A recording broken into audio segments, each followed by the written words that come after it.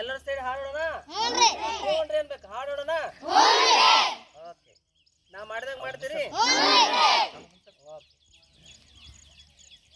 ಅ ಆ ಇ ಈ ಉ ಊ ರು ಎ ಎ ಐ ಓ ಓ ಔ ಓ ಓ ಔ ಅಂ ಆಹಾ ಅಂ ಆಹಾ ಕ ಕ ಗ ಗ ಜ್ಞ ಛ ಛ ಝ ಝ ಯ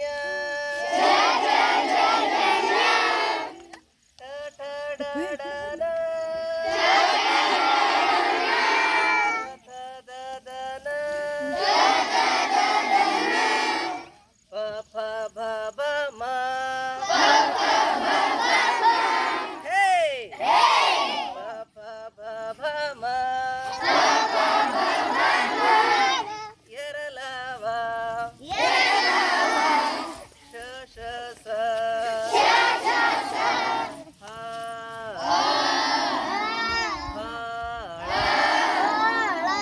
ಹಳ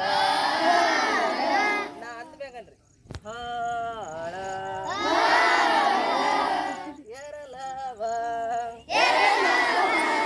ಶ ಶ ಸ ಹಳ.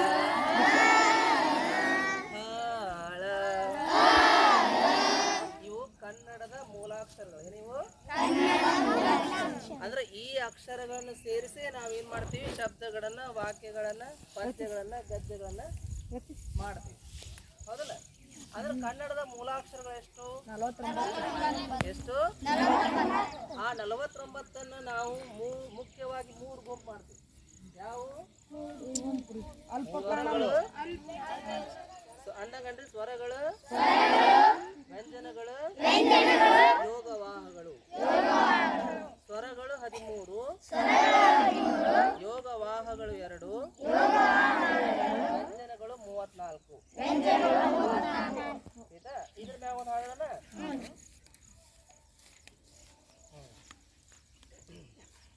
ಅಕ್ಷರ ಅಕ್ಷರ ಸೇರಿದರೆ ಶಬ್ದವಾಗುವುದು ಅಣ್ಣ.